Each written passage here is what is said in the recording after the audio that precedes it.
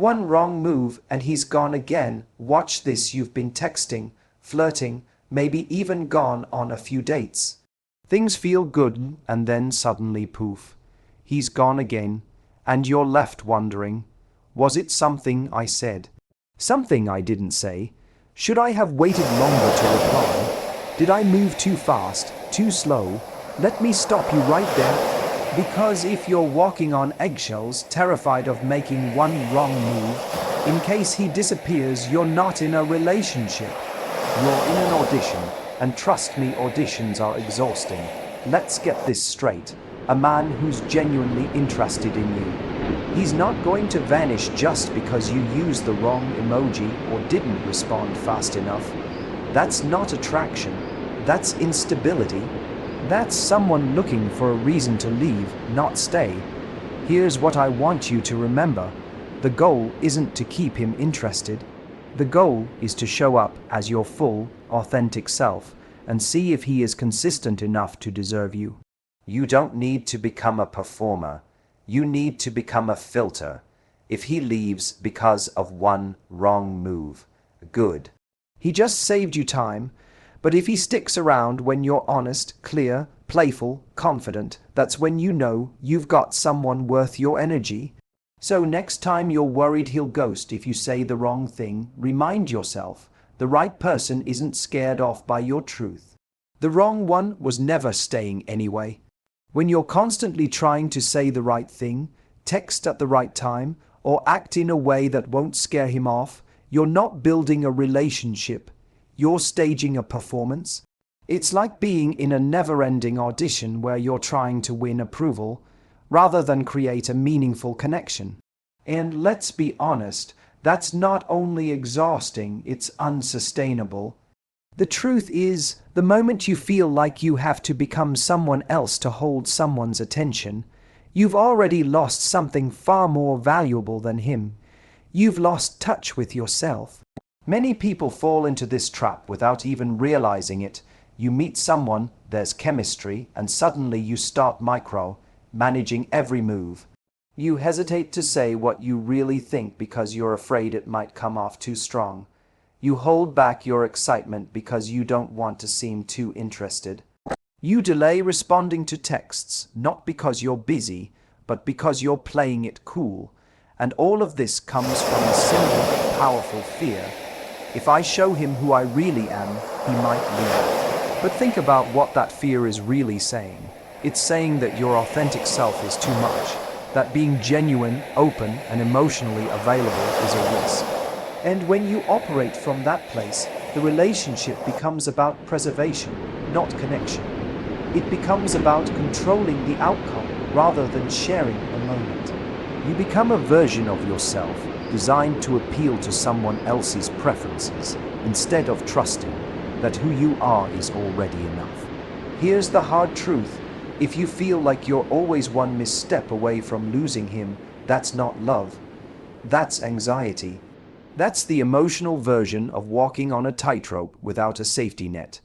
Relationships built on that kind of tension never last because no one can perform forever. Eventually, your real self will surface, and then what? If he's only attracted to the curated version of you, the connection will fade. And if he's truly right for you, he should have seen and appreciated your full self from the start. Trying to avoid a wrong move makes the entire dynamic about fear, fear of loss, fear of rejection, fear of being seen, but in a healthy connection, you don't need to fear the fall. You don't need to calculate every word or every action. You get to breathe, you get to speak without overthinking, you get to exist without constantly proving your worth. And here's something important. The right person doesn't want perfect, he wants real. He wants someone who's genuine, someone he can trust, not someone who's tailoring every interaction to avoid triggering his insecurities or whims. The moment you stop auditioning and start showing up as yourself, you don't just shift the relationship, you shift your power.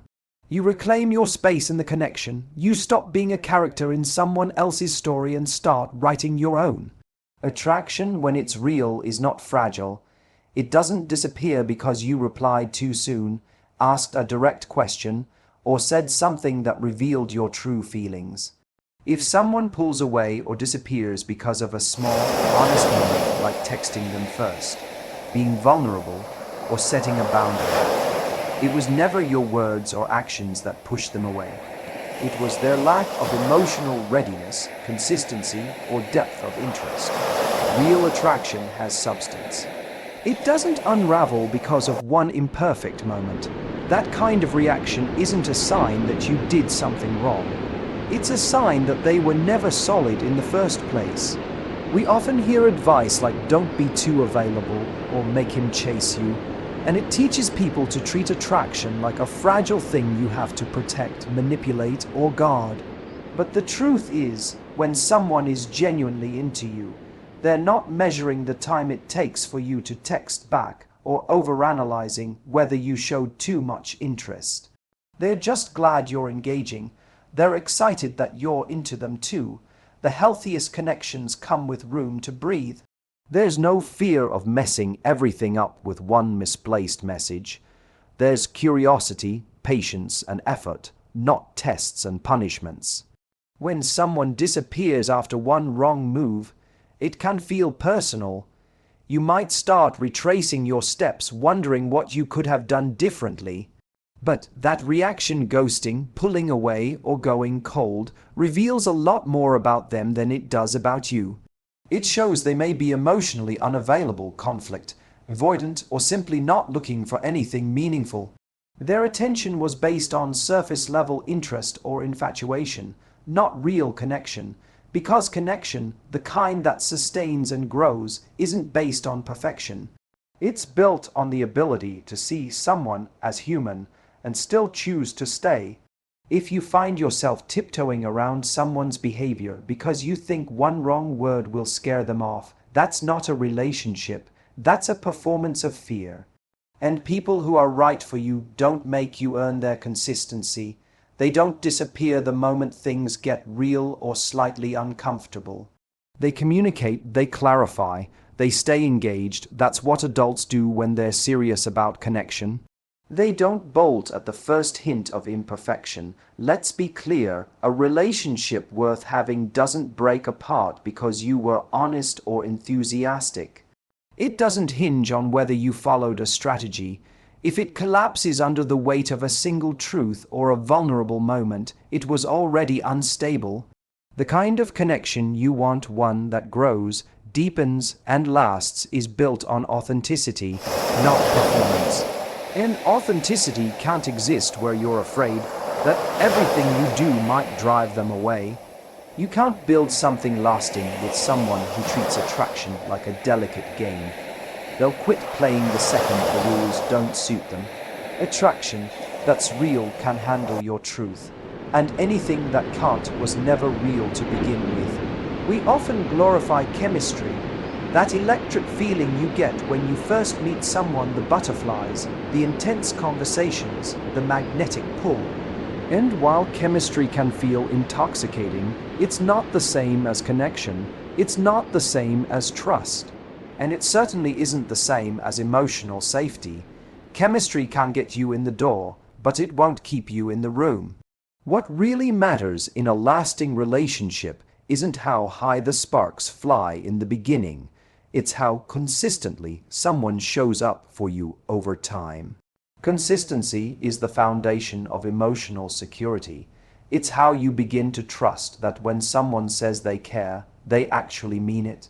It's how you relax into being yourself, knowing the other person won't vanish when things aren't exciting or convenient anymore. A person who's consistent makes you feel grounded. They don't just say the right things in the moment. They follow through. They don't run hot and cold depending on their mood, the day of the week, or how validated they feel. They show up with steadiness, not just intensity. The trouble is, many of us have been conditioned to chase chemistry. We've been taught to associate chaos with passion. If there's drama, unpredictability, or a little emotional push and pull, we think this must be love. But in reality, emotional roller coasters drain us. They create anxiety instead of peace. You're constantly guessing. Will he respond? Will he pull away again? Was that the last time I'll hear from him? That uncertainty can be addictive, but it's not healthy. It doesn't build a bond. It keeps you chasing approval. Consistency, on the other hand, might not always come with the immediate rush of excitement, but it creates space for something deeper: trust, intimacy, and actual love. When someone is consistent, you don't have to keep scanning the relationship for signs. You don't need to read between the lines or overthink every word. You can breathe. You can focus on building something real instead of managing constant insecurity. It becomes less about strategy and more about connection. And it's important to say this: consistency doesn't mean perfection. It doesn't mean someone never has a bad day or never makes a mistake. But when they do, they acknowledge it. They take responsibility. They're accountable. That kind of behavior builds emotional safety. It tells you, even when things aren't ideal, I'm still here. Chemistry might bring you together, but consistency is what decides whether the connection can grow. That slow, steady presence, even when life gets messy, is what allows love to deepen. It's what tells you that you're not alone in this. So don't just ask, am I attracted to him? Ask, does he show up consistently? Can I count on him? Because when the excitement fades, and it always will to some degree, it's consistency that will hold the relationship together. In dating, there's a huge difference between performing and filtering. Performing is when you're constantly adapting yourself to fit what you think the other person wants. You edit your personality, suppress your opinions, and adjust your behavior, not because it feels right, but because you're afraid of scaring someone off. Filtering, on the other hand, is about showing up as your full self and letting people naturally sort themselves out.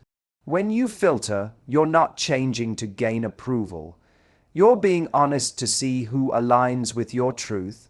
A lot of people waste time in relationships that were never going to work, simply because they were so focused on being liked. They play it safe, they nod along, they avoid uncomfortable conversations, all in an effort to keep the other person interested. But what they're really doing is postponing rejection. They're creating a version of themselves that's palatable, non-threatening, and easy to be around, but it's not the version that reflects who they truly are. Eventually, that mask gets heavy. Eventually, resentment builds, because no one can maintain a performance forever. Filtering flips the script. Instead of wondering, how do I get this person to like me? The better question is, do I actually like this person when I'm being myself? That shift in mindset changes everything. It gives you your power back. You're no longer chasing validation. You're observing compatibility. You're not just reacting to their interest. You're evaluating their character, their consistency, and whether they meet your standards, not just emotionally, but in how they communicate, how they listen, how they handle conflict. When you filter, you speak your mind. You ask questions that matter to you. You express your standards not to test them, but to be clear about what you want. And the beauty of this is, if someone backs away because of your honesty, your directness, or your expectations, good. They've saved you time. They've shown you they weren't ready or willing to meet you where you are. That's not a loss. That's clarity. What makes this even more powerful is that filtering naturally attracts the right people. The right person won't be intimidated by your authenticity. They'll be relieved by it. They'll recognize that you're not here to play games, to be elusive, or to perform.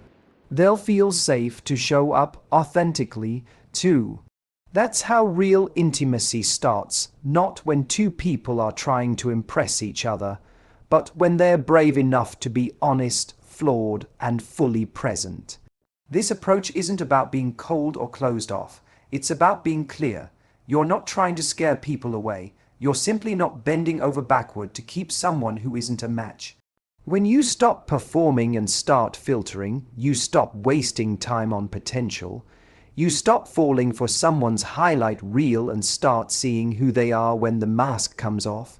And most importantly, you give yourself permission to stop shrinking just to fit someone else's idea of enough. When someone pulls away or disappears after you express a need, set a boundary, or show a little more of your true self, it can feel like rejection. It can sting. Your mind might go into overdrive trying to figure out what you did wrong. Was I too emotional? Too forward? Not interesting enough? But what if that person leaving isn't something going wrong, but something going right? What if them walking away is actually a form of protection? Because someone who backs out the moment things get real wasn't offering long-term stability. They were offering distraction, validation, or surface-level attention. Too often, we treat someone leaving as a personal failure. We internalize it as proof that we were too much or not enough. But that kind of thinking ignores a deeper truth. Not everyone is meant to stay. And when someone exits your life easily or suddenly after one vulnerable moment, it doesn't mean you messed up. It means they weren't equipped or willing to meet you at the level of honesty and emotional maturity. And that's not your fault. That's their limitation. Instead of seeing that moment as a loss, try seeing it as a filter doing its job. When you show up as your real self, when you stop playing games and stop hiding parts of who you are, it's natural that some people will opt out. And that's a good thing. You want those people to opt out early. You don't want to spend weeks, months, or even years performing for someone who never truly saw you in the first place. Every time someone walks away because you were real, you've actually gained time, clarity, and freedom. It's painful, yes, but there's also something incredibly powerful in not needing to cling to people who reveal they can't handle the depth of who you are. You're not here to beg anyone to stay. You're here to reveal who you are and let the right people stay by choice. That's where real confidence lies, not in convincing others to love you, but in trusting that the right ones will never need convincing. And here's something that matters even more. The moment someone walks away because of your truth, you make room for someone else who can actually hold it. Someone who won't get scared off by a moment of vulnerability. Someone who doesn't view emotional honesty as a red flag. Someone who wants to know how you feel, not avoid it. That kind of person isn't looking for perfection or silence, they're looking for connection. And they won't bolt the first time you drop the mask. Letting go of someone who was never truly present isn't a loss, it's a realignment. It's a clearing of space, and when that space is open, it becomes available to someone who's not just interested in you, but ready to stand beside you. So if he's gone after one honest moment, let him go. He didn't walk away from your worth. He walked away from the responsibility of showing up for it. Thank you.